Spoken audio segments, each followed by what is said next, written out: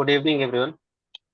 तो नमस्कार, आप सभी का वेलकम है आयुर्वेद एसोसिएशन में। ये एसोसिएशन हमने इसलिए चालू किया है क्योंकि आजकल बच्चे और पेशेंट्स दोनों आयुर्वेद की तरफ बढ़ रहे हैं, लेकिन प्रैक्टिस चालू करने से पहले हमें आयुर्वेद के प्रिंसिपल्स पता होना बहुत ज़्यादा ज़रूरी है। जैसे अगर इंग्लिश बोलना हो तो उसके ग्रामर हमें अच्छे से पता होने चाहिए, वैसे ही हमें आयुर्वेद प्रैक्टिस करने के लिए उसके प्रिंसिपल सबसे पहले पता होने चाहिए। आगे के लेक्चर्स में हम केस डिस्कशन वगैरह भी लेंगे, लेकिन हमारा आयुर्वेद जो है वो ड्रग एंड डिजीज प्रैक्टिस नहीं है। हर पेशेंट अलग होता है, तो इसीलिए हम आयुर्वेद के प्रिंसिपल्स अगर समझ लेते हैं तो हर पेशेंट को ट्रीट कर सकते हैं। तो इसके लिए मैंने आज अपने गुरु वैद्य अंकुश घराल सर इनको इनवाइट किया है, जिसका आज का टॉपिक है मिसअंडरस्टूड आयुर्वेदिक प्रिंसिपल्स। जो त्रिदोष सिद्धांत, देश साधना, त्रिदोष धातुमल, ये सब जो अलग अलग सिद्धांत है हमारे आयुर्वेद के, उसको कैसे समझा जाए और वो कैसे अप्लाई किया जाए प्रैक्टिस में, ये जानने के लिए हम ये सब लेक्चर अरेंज कर रहे हैं। तो मैं रिक्वेस्ट करूंगा वैद्य अंकुश घराल सर, जो विरार मुंबई में प्रैक्टिस कर रहे हैं 12 साल से, शुद्ध आयुर्वेद चिकित्सा, और सिंगल ड्रग पे उनका काम ज्यादा है। प्रिंसिपल्स पे काम करने की वजह से वो बहुत सारे डिजीज को इजीली ट्रीट कर सकते हैं। सर ने आज तक एक भी गूगल अपने प्रैक्टिस में यूज नहीं किया है, और अगर हमारी बात की जाए तो गूगल निकाल दिया तो हमारे हाथ कट जाते हैं जैसे। तो ये सब आगे जानेंगे धीरे धीरे। आज का लेक्चर स्टार्ट करते हैं। सर प्लीज स्टार्ट कीजिए। ओके।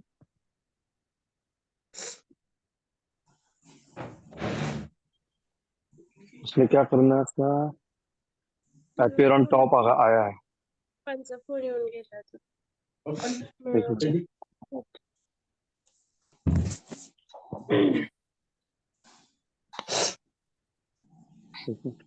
एक मिनट। नाही घेतला माझे चालू बाकी सब लोग अपने ऑडियो और वीडियो म्यूट कर दे प्लीज। स्क्रीन शेयर हो गया? हाँ सर, हो गया। हो गया ना?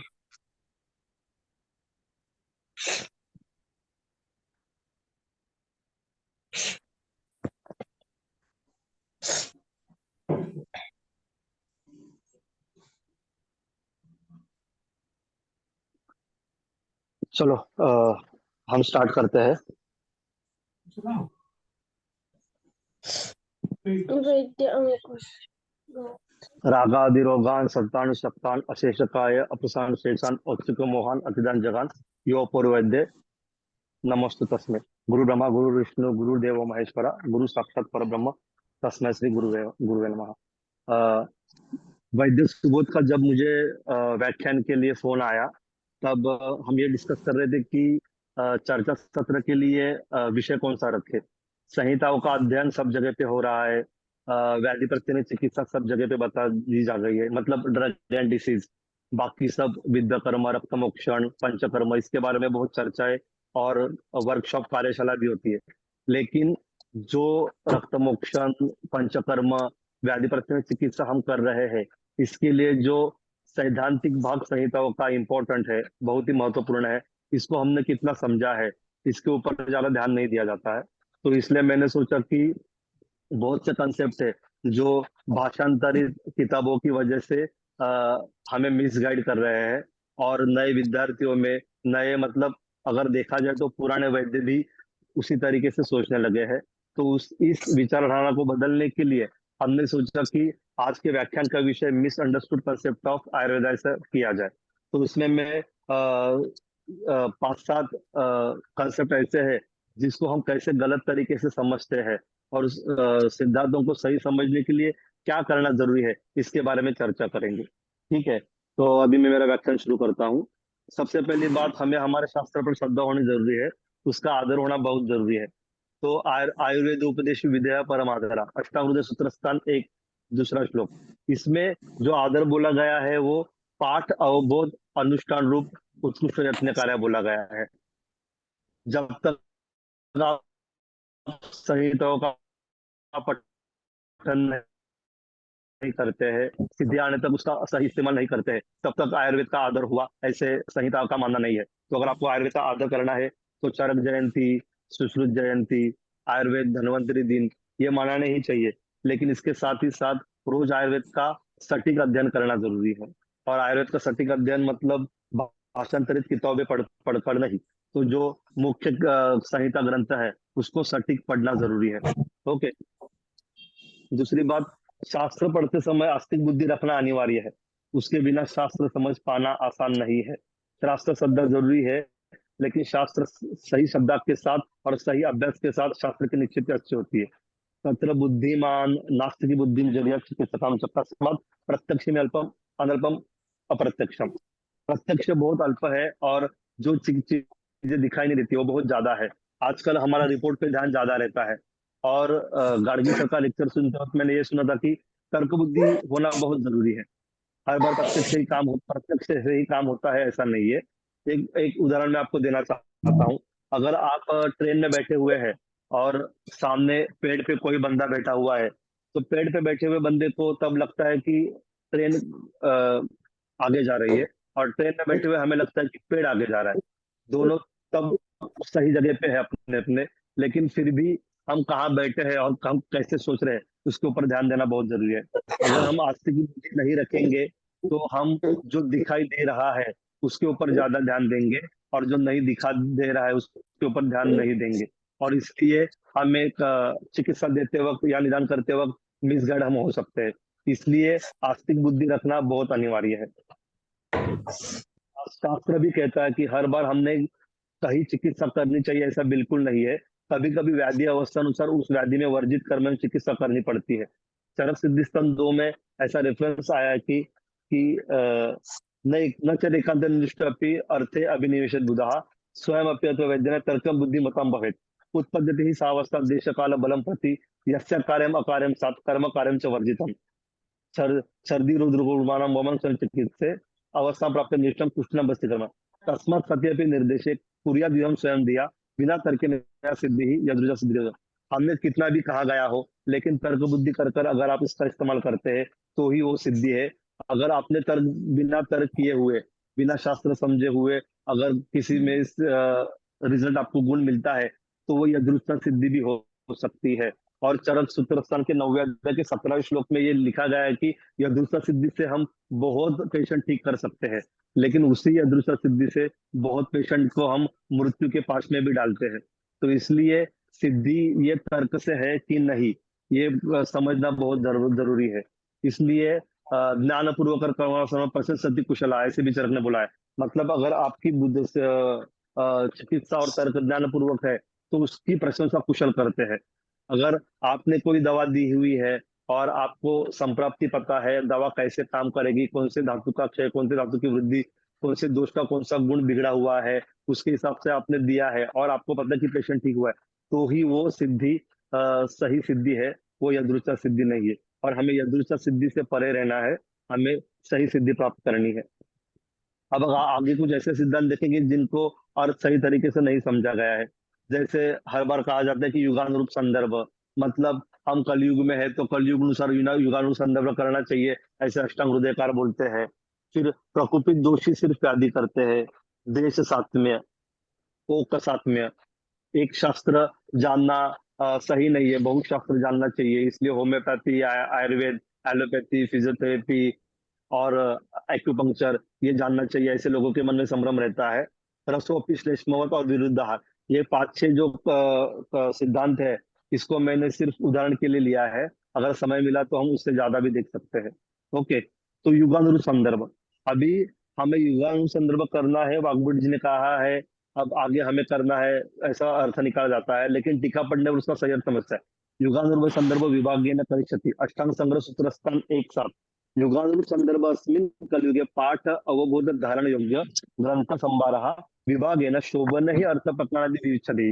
मतलब कलयुग में वैद्य बुद्धि को समझने के हिसाब से मैं पाठ अवबोध और उसका धारण करने की योग्य संहिता को विभाग से करूंगा। इसलिए चरक सुश्रुत में जो भी विषय अलग अलग जगह पे बताए गए हैं, अष्टांग हृदय ने उसको एकदम सही लाइन में, मतलब एक के बाद एक सही तरीके से सही ढंग से बताया गया है। और इसको ही युगानुरूप संदर्भ करना है। युगानुरूप संदर्भ मतलब हमको अभी कुछ चेंज करना है ऐसा नहीं है। कलयुग के हिसाब से उन्होंने पहले ही युगानुरूप संदर्भ करके रखा है। और देखिए, कोई भी चीज अनादि या अनंत कोई भी चीज शाश्वत होने के लिए तीन चीजें जरूरी है। एक अनादित्व, एक स्वभाव संसिद्धत्व और एक भावान्वितत्व। तो चरक सूत्र स्थान 30 के 27वें श्लोक में आयुर्वेद शाश्वत है ऐसा बोला गया है। तो जो चीज शाश्वत है वो बदली नहीं जा सकती और उसको बदलने की जरूरत नहीं है। उसके अलावा हमको सही शास्त्र समझ के उसको सही डिलीवर करना जरूरी है। ओके, आगे। सिर्फ प्रकोपित दोषी व्याधि करते हैं। तो परिपक्वश्च धातवः चरिष्ठ सहा 6वां में 17वां श्लोक आया हुआ है। क्योंकि पश्चिम पदेन वातादय सामान्य क्षीणा वृद्धा व गृहन्ते विकृति मात्र वातारिणाम कोपा चक्रपाणी टीका। प्रकोपित दोष व्याधि करते ऐसा नहीं। कुपित होना मतलब दोष एक तो वृद्ध होना, कम होना या उसका रूपांतरण होना, मतलब रूप हानि वृद्धि व रूपांतरण। देखो वाग्भट में श्लोक आया कि ते रात्रि अंत मध्य भुक्ता नाम क्रमात्, मतलब रात्रि में दिवस में भुक्त वयो में वो बढ़ते रहते घटते रहते। तो क्या हर बार हमको व्याधि होती है क्या? नहीं, क्योंकि उनकी वृद्धि और क्षय उस वक्त जो है वो ऐसे है कि वो दुख कारक नहीं है, वो सुख कारक है। और दूसरी चीज, जब प्रकोपित दोष शरीर में घूमते हुए एक जगह पे रुकेंगे तो ही वो व्याधि करेंगे। और सिर्फ ऐसा नहीं है कि प्रकोपित दोष ही व्याधि करते हैं, अप्रकोपित शुद्ध दोष भी व्याधि करते हैं, शुद्ध धातु भी व्याधि करते हैं। अगर उनके संचरण के बीच में अगर कोई ऑब्स्ट्रक्शन आता है तो वो व्याधि करते हैं। दोष प्रकोपित होना मतलब वृद्ध, क्षय होना, विकृत होना। लेकिन दोष प्रकोपित होने से सिर्फ व्याधि नहीं होता है, दोष प्रकोपित होकर एक जगह पर रुक जाने से व्याधि होते हैं। स्थान संचरण बहुत जरूरी है। इसलिए सुश्रुत सूत्र स्थान 24 में 10वें श्लोक में कहा गया है, कुपितानाम ही दोषानाम शरीर परिधावताम यत्र संगत हवे गुणात् व्याधि तत्र उपजायते। दोष साम्य अवस्था में हो या प्रकृत हो वो हमेशा संचरण करते हैं। सर्व शरीर चरास्तु वात पित्त श्लेष्मणः सर्वस्मि शरीर कुपिता कुपिता शुभ शुभानि कुर्वन्ति। मतलब दोष सर्व शरीर में है और वो सर्व शरीर में घूमते वक्त शुभ और शुभ कार्य करते हैं। कुपित दोष अशुभ कार्य करते हैं और अकुपित दोष शुभ कार्य करते हैं। कभी कभी शुद्ध दोष भी परतंत्र कारणों की वजह से व्याधि करते हैं। इसका अच्छा उदाहरण वात गुल्म में है। वात गुल्मे तु स्वतंत्र प्रकुपितो वायु प्रकुपरिस्तो पित्त वात कफुद्दीय गुल्मम करोति नेयम। मतलब वात गुल्म में स्वतंत्र प्रकुपित वायु प्रकृतिस्थ पित्त और कफ को बिगाड़ कर, मतलब उसको उसकी संचलन गति को रोककर गुल्म करते, ऐसे चक्रपाणी टीका में लिखा है। तो ये समझिए कि दोष प्रकोपित होना जरूरी है, लेकिन वो प्रकोपित होकर अगर रुकते नहीं है तो वो व्याधि नहीं करते हैं। और अगर वो रुके नहीं तो व्याधि नहीं करके सिर्फ छोटे मोटे लक्षण दिखाई देंगे, उसको हम व्याधि नहीं कह सकते हैं। ओके, आगे। अभी देश सात्म्य। देश पुनस्तानम द्रव्यानाम उत्पत्ति प्रचर देश स्वातम अच्छा। मतलब हमेशा बताया जाता है कि हम जहाँ रहते हैं वहाँ का रहन सहन रखना चाहिए। जैसे मैं कोकण में रह रहा हूँ तो कोकण में जो होता है वो खाना चाहिए, मैं राजस्थान में रह रहा हूँ तो राजस्थान में होता है वो खाना चाहिए। लेकिन ऐसा नहीं है। देश सात्म्य का अर्थ देश विपरीत गुणम सात्म्यम गृह्यते यथा आनुते उष्ण वृक्षादि धनुमणि च शीत स्निग्धादि ओक सात्म्यम तु उपयुक्त ग्रहण गृहीतम। मतलब देश सात्म्य मतलब अगर आप आणुत देश में रह रहे हो तो आणुत देश में उष्ण वृक्ष का सेवन करना। अगर आप जंगल देश में रह रहे हो तो जंगल देश में धूप और वृक्षता ज्यादा होती है तो वहां शीत और स्निग्ध करना। ये उनको साथ में हम आगे देखेंगे। इसलिए ध्यान में रखें कि देश साथ में मतलब जहां हम रहते हैं वहां का खाना, ऐसा अर्थ नहीं लेना है। देश साथ में मतलब देश के विपरीत। अगर हम अनुप देश में रह रहे हैं और हमें अनुप देश में हम उष्ण वृक्ष कर रहे हैं, और अगर हम जंगल देश में कुछ काम करने के लिए कुछ देर के लिए रुकेंगे तो हमें जंगल देश के विरुद्ध आहार विहार करना बहुत जरूरी है, नहीं तो हमें वैसे ही डिसीज होंगे। नेक्स्ट ओक सास्त्र। अभी ओक सास्त्र के बारे में बहुत गलत फहमियां है। ओक सास्त्र को ऐसा लिया जाता है कि ओक सास्त्र मतलब कोई भी वैशिले पदार्थ का जैसे तंबाकू हो, सिगरेट हो, या फिर कोई भी विषयुक्त चीजों का हम धीरे धीरे सेवन अभ्यास बढ़ाएंगे तो वो हमको हानिकारक नहीं करती है। लेकिन ऐसा नहीं है। ओक सास्त्र मतलब अभ्यास और ओक सास्त्र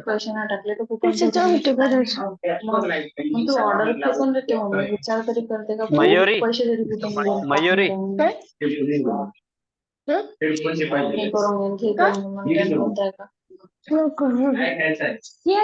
मयूरी, अंकिता,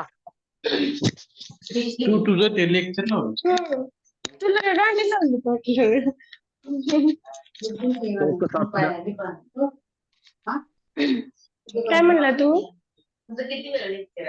ते असंच ह्याचं काही नाहीये, ते आपलं प्रॅक्टिस कसं काय आयुर्वेदाचं सांगायला लागले.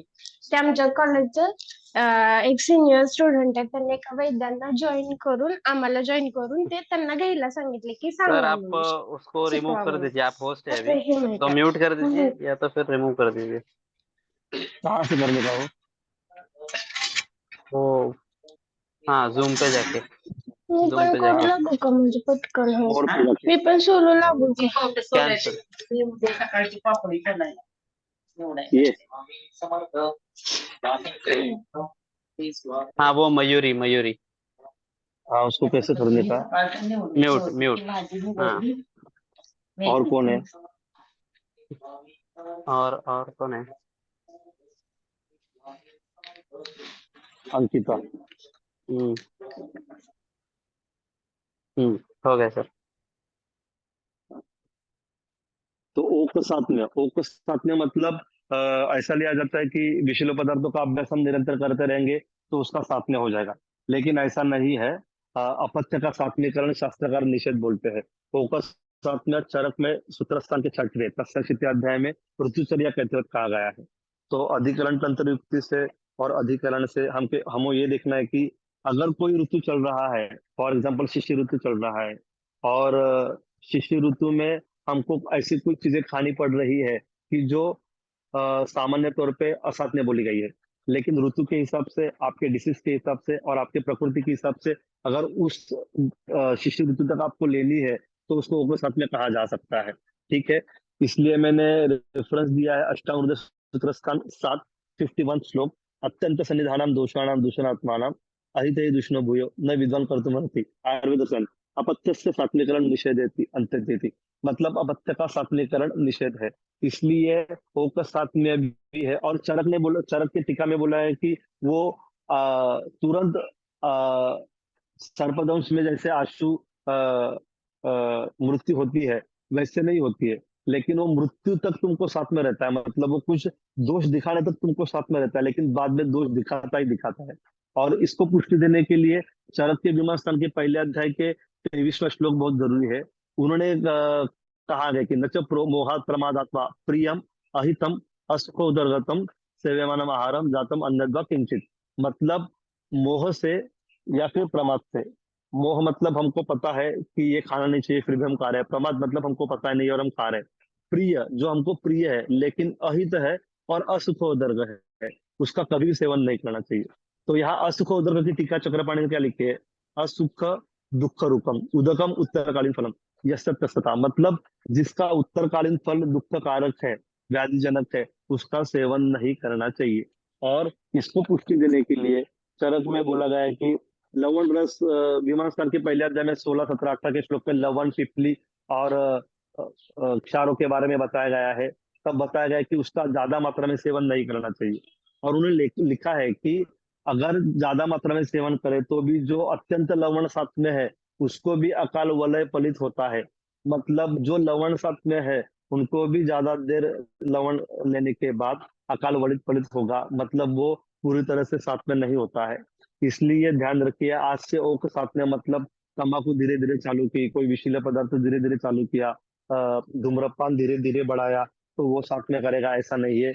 ओक साथ में ये भी हेल्थ के लिए ही है, स्वास्थ्य के लिए है। और अपत्यकर चीजें थोड़ी देर के लिए पथ्य के रूप में खाना, उसको ओकस साथ में बोला गया है, उसको अभ्यास साथ में बोला गया है, और उसका अभ्यास होना जरूरी है। और ये लवण, पिपली और क्षार के बारे में बताते हुए उन्होंने बोला है कि अपात भद्र प्रयोग गुण सामान्य। मतलब अगर कम मात्रा में दीर्घकाल के लिए और कुछ गुणों का इस्तेमाल करके उसको लिया जाएगा तो भी वो बाद में आपको तकलीफ देंगे ही देंगे। तो इसलिए सिद्धांत समझने के लिए टीका समझना बहुत जरूरी है। ये हो गया वो साथ में। अभी ये सर एकम मोबाइल रोटेट शास्त्रीय कर अध्ययन। दीजिए ना, मोबाइल रोटेट कर हाँ दीजिए। हाँ, अभी ये एकम शास्त्रम अध्ययनो न विद्याशास्त्र निश्चयम तस्मात् बहुश्रुत शास्त्रा विज्ञानियत चिकित्सका। शिशु सूत्र सन 4-7। इस श्लोक का बहुत ज्यादा इस्तेमाल किया गया है कि अगर मैं आयुर्वेद को सही तरह से जानना चाहता हूँ तो मुझे अभी प्रचलित जो भी शास्त्र है उसकी पढ़ाई करना चाहिए। अभी कायरोप्रैक्टिस है, फिजियोथेरेपी है, एक्यूपंक्चर है, लेकिन ऐसा नहीं है। टीका में लिखा है कि द्विजभूतानि अन्य शास्त्र संस्कारात अनायासेन अवगच्छति। मतलब इसके बीजभूत जो शास्त्र है, जैसे वेद हो गए, उपनिषद हो गए, व्याकरण हो गया, योग हो गया, इसको समझना बहुत जरूरी है, ऐसे बोला गया है। और उसको पुष्टि देने के लिए सुश्रुत ने बुद्धि मेधा कर गण बताया गया है। सतत अध्ययन वादा परतंत्र अवलोकनम तद्विद आचार्य सेवा से बुद्धि मेधा करो गणः। उसमें टीका में लिखा है कि परतंत्राणी मतलब न्याय वैशेषिक हस्ति शिक्षा व्याकरण अर्नि तथा वेतरणी आयुष्याणी। तो ये एक शास्त्र अध्ययन मतलब एलोपैथी का अभ्यास करना जरूरी है ऐसा नहीं है। देखो, हमको अगर आयुर्वेद चिकित्सक बनना है, हमें वैद्य बनना है और हमें सिद्धि पानी है चिकित्सा में, तो उसके सिद्धांत के अनुसार ही डायग्नोसिस करना है। रिपोर्ट से डायग्नोसिस नहीं होता है। बहुत चीजें ऐसे हैं कि जो हम मिसगाइड करते हैं। प्रमेय, डायबिटीज डिटेक्ट हुआ प्रमेय की चिकित्सा, चिकित्सा अश्मरी डिटेक्ट हुआ अश्मरी की चिकित्सा, फाइब्रॉइड डिटेक्ट हुआ फाइब्रॉइड की चिकित्सा, ऐसा नहीं है। हमको आवरण, धातु दृष्टि, सात्म्य, सत्व, देश, गुण, ये सब देखना चाहिए। ठीक है, तो एक शास्त्र में अध्ययन मतलब एलोपैथी होम्योपैथी जानना, एक्यूपंक्चर जानना ये नहीं है। तो आयुर्वेद के बीजभूत जो शास्त्र है और जो आयुष चक्र बाकी शास्त्र है, जो वेदों में व बाकी चीजों में वैशेषिक न्याय जो भी है, वो हमको करना है, ये ध्यान में रखिए। और सतत अध्ययन वाद परतंत्र अवलोकन तद्विराज से बुद्धि में जाकर गण है। ठीक है, आगे रसोपी श्लेष्मवत। अभी जनरली इसका अर्थ लिया जाता है कि रस में भी श्लेष्म वृद्धि जैसे लक्षण दिखते हैं, वो अर्थ है ही, लेकिन ये सीमित अर्थ है। आयुर्वेद रसायन की टीका में रसस्याः रसोपी इति श्लेष्मवत् अग्नि साधनी करोति अपि शब्दो अन्यानि अतिदेशानि सूचयन्ति तेन रक्तम पित्तवत् मांसम मेदवत् मेदश्लेष्मत्। अष्टांग रुद्र में एक श्लोक आ गया है, तत्र स्थितो वायु पित्तम तु स्वेद रक्तो श्लेष्मा शेषेषु। मतलब यहाँ जो श्लेष्मा शेषेषु है, जिसमें मांस, मेद, शुक्र, मूत्र, मज्जा, ये सब आए पुरुष, तो इसमें भी श्लेष्मवत वृद्धि के लक्षण दिख सकते हैं। ये हमको ग्रहण करना है और इसलिए टीका पढ़ना बहुत जरूरी है। वापस बोलता हूँ, रसोपी श्लेष्मवत में सिर्फ रस में ही श्लेष्म वृद्धि के लक्षण दिखते हैं ऐसा नहीं है। अपी शब्द का अर्थ है कि जहां जहां श्लेष्मा है, उसके उस घटकों के, उस धातुओं के, उस दोषों के या उस मलों के वृद्धि में भी हमको वैसे ही लक्षण दिख सकते हैं। इसमें स्त्रोतोद बलवंश गौरवानिल मणता आलस्य प्रतिष्ठिवन मल संगार चिक्लमः, इसमें बहुत से लक्षण कफ के हैं और वो आम में दिखते हैं, आम कफ कारक है। और मेदो वृद्धि में भी आलस्य दिखता है, मांस वृद्धि में भी आलस्य दिखता है, कफ वृद्धि में भी आलस्य दिखता है। तो अपी का मतलब जिनमें जिनमें श्लेष्मा है वो बाकी सब। इसी के साथ नीचे लिखा गया है कि मला मूत्र शक्रु स्वेद। तो मल मतलब मूत्र शक्रु स्वेद और धातुओं के मल, उपधातुओं के मल, ऐसा नहीं लेना है। जो भी हमें शरीर को बाधा करता है उसको मल लेना है। इसलिए सर्वांग सुंदर टीका लिखते हैं, मूत्र शक्रु मल उच्यन्ते अपि चेति शब्द दुश्चास्यति न केवलम रसादय व दुश्चः यावत् मनस्पति वातादि विदुष्यति दुषा एवं च रसादिदान दुष्य संज्ञा धातु संज्ञा च तथा विन्मकरण मल संज्ञा दुष्य संज्ञा च। मतलब जो भी शरीर को मलिन करते हैं, और इसका अच्छा रेफरेंस चरक सूत्र स्थान, चरक शारीर स्थान 6 में आया कि मल क्या है, प्रकुपितश्च धातवः, प्रकुपितश्च वात वित्त श्लेष्मनः, परिपक्वश्च धातवः, ऐसा आया है। तो समझिए कि मल मतलब सिर्फ मूत्र शक्रु और स्वेद और बाकी खमल, ऐसा नहीं है। तो जो भी शरीर में दूषित होकर शरीर को वापस दूषित करने के लिए, संप्राप्ति करने के लिए मदद करता है, उसको मल कहते हैं। फिर विरुद्धाहार। विरुद्धाहार मतलब दोषों को उत्कृष्ट करता है लेकिन शरीर बाहर को नहीं निकलता या सीमित अर्थ ले, वो अर्थ है ही। लेकिन सुश्रुत की डेफिनेशन अगर हम उस व्याख्या अगर हम देखेंगे तो उससे ये प्रकरण बहुत अधिक समझ में आता है। जैसे तरतमो युक्ताश्च भावान अति स्निग्धान अति उष्णान अति शीतान नित्यमेव आदिन विवर्जयेत्। मतलब तरतमो योग युक्त जो भाव है, अति स्निग्ध, अति रुक्ष, अति उष्ण, अति शीत, अति मधुर, अति कटु, अति तिक्त, ये तरतमो युक्त हो या फिर वो इकट्ठा हो या फिर अलग अलग हो। फॉर एग्जाम्पल अति मधुर अति शीत, ये भी विरुद्ध है। तरतमो युक्त मधुर, तरतमो युक्त तिक्त, ये भी विरुद्ध है। अति शीत अति उष्ण, ये भी विरुद्ध है। अति रुक्ष, अति शीत, अति रुक्ष, अति स्निग्ध, ये भी विरुद्ध है। और अष्टांग संग्रह भी बोलते हैं, बलिनाम मिथो गुणानाम विषमतया समतया उभयता संस्कार दिवस से बहुत मिश्रित विरोधी। ये डेफिनेशन उसको और पुष्टि देती है। जैसे बलि नाम मिथ मतलब दोनों बलवान गुण इकट्ठा आने के बाद वो विषमता आए या फिर समता आए। फॉर एग्जाम्पल दोनों ज्यादा शीत हो वो सम हो गए। एक एक ज्यादा शीत एक ज्यादा उष्ण ये विषम हो गए। तो ये विरुद्ध है। विरुद्ध सबको पता है। देश विरुद्ध, काल विरुद्ध, अवस्था विरुद्ध, क्रम विरुद्ध। लेकिन उसका इस्तेमाल हम चिकित्सा देते वक्त ज्यादा नहीं करते। हमको ये देखना है कि रुग्ण कौन सा आहार विरुद्ध आहार करता है और वो कौन से कैटेगरी में बैठता है। इसीलिए ये दो सूत्र बहुत इंपॉर्टेंट है। ठीक है। अभी ये व्याख्यान लेने का यह हेतु था कि जो आयुर्वेद सिद्धांतों का गलत मतलब निकाला जाता है उसकी तरफ ध्यान देना। अभी बहुत संदर्भ ऐसे है कि जो बताने बाकी है, उसमें कि मैं आपको और दो चार बताता हूँ कि शोणित स्थापन। शोणित स्थापन की ज्यादातर व्याख्या की जाती है कि रक्त के संग्रहण में उसका उपयोग ज्यादा होता है, लेकिन ऐसा नहीं है। अगर आप चरक सूत्र स्थान चौथा अध्याय निकालेंगे, मैं दिखाता हूँ,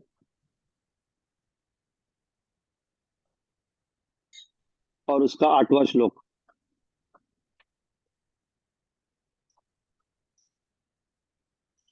उसके नीचे से 25 लाइन में टिका है कि जो शोणित स्थापन है वो मतलब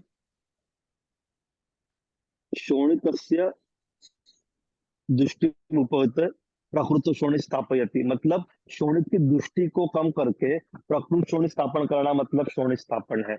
और यहाँ लिया जाता है कि शोणित स्थापन मतलब शोणित संग्रहण। तो इसलिए सही अर्थ समझना बहुत जरूरी है।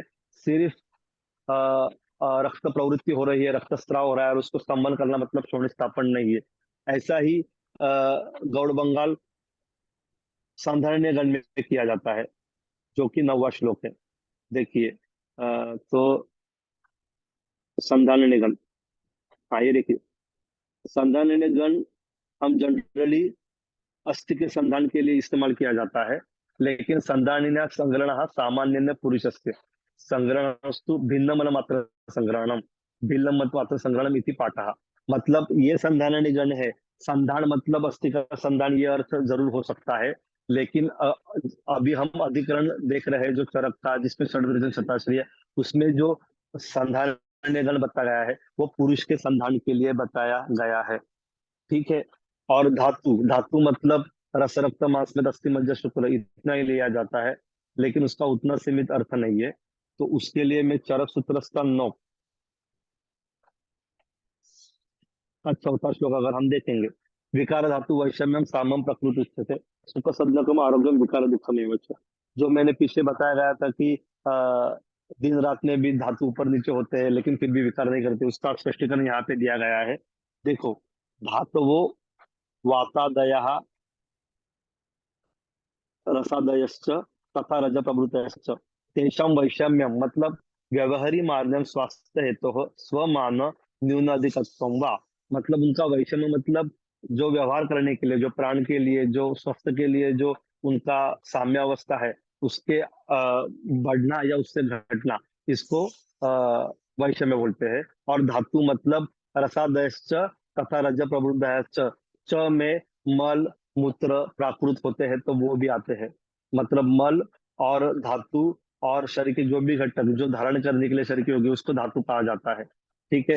अभी ये सब कहने का उद्देश्य क्या है कि आपने देखा गया तो सरसूत्र स्तंभ 9 के, जब हम चिकित्सा करते हैं ना तो वैद्य को बहुत प्रदान कराना है। सबको पता है कि वैद्य चाहिए, लेकिन उसका स्पष्टीकरण 9वें अध्याय के 10वें श्लोक में दिया है। कारणम षोडश गुणम सिद्धोपाद चतुष्टयम विज्ञाता शास्त्रिता युक्ता प्रदानम विषरत्रति। अगर वैद्य सही ढंग से उसको सिद्धि प्राप्त है, सही ढंग से शास्त्र पता है, तो ही बाकी के 3 पाद है वो सही रहकर हम चिकित्सा कर सकते हैं। अगर वैद्य सही नहीं है तो कुछ नहीं हो सकता। क्योंकि देखो यहाँ लिखा है, विज्ञाता औषधस्य शास्त्रिता परिचारकस्य योक्ता आतुरस्य एतेन वैद्य पराधीना भेषजन्य प्रवृत्ति वैद्यस्तु स्वतंत्र ततश्च वैद्य प्रधानमिति व्याख्याता। वैद्य के वजह से बाकी की प्रवृत्ति है। अगर भेषज अच्छा है और वैद्य अच्छा नहीं है तो कुछ काम नहीं है। भेषज परिचारक और औषध अच्छा है लेकिन वैद्य का शास्त्र नॉलेज नहीं है तो कुछ मतलब नहीं है।